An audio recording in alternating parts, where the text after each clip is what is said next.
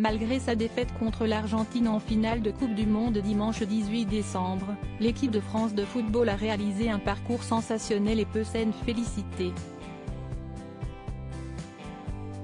Car le chemin jusqu'à cette dernière étape n'a pas été évident, loin de là.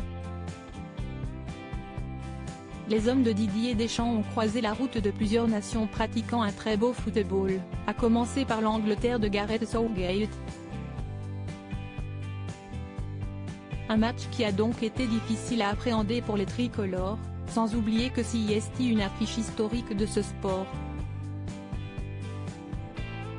D'ailleurs, dans le documentaire Merci les Bleus, diffusé par TF1 mardi 20 décembre, Vicente Lizarazu a révélé que cette rencontre lui avait provoqué des sensations qu'il avait jusqu'ici perdues.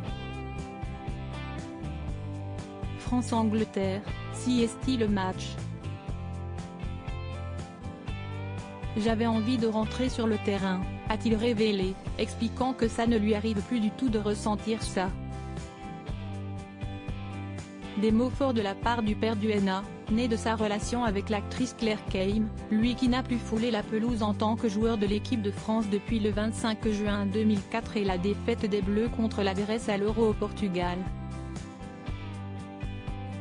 Je suis un peu émotif, ça me touche pour rappel, celui qui officie désormais sur la Une en tant que commentateur sportif aux côtés de Grégoire Margoton et qui était bien entendu en poste pour cette Coupe du Monde, et ce malgré certains couacs, a toujours accordé beaucoup d'importance au maillot bleu.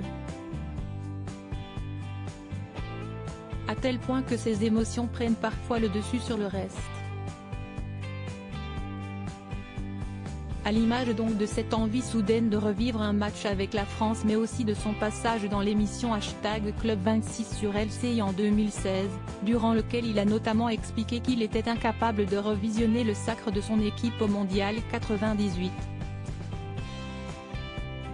Je suis un peu émotif, ça me touche, j'y arrive pas. Il y a un peu de nostalgie. Et je n'aime pas la nostalgie. Je veux regarder devant, je veux tracer, avait-il expliqué.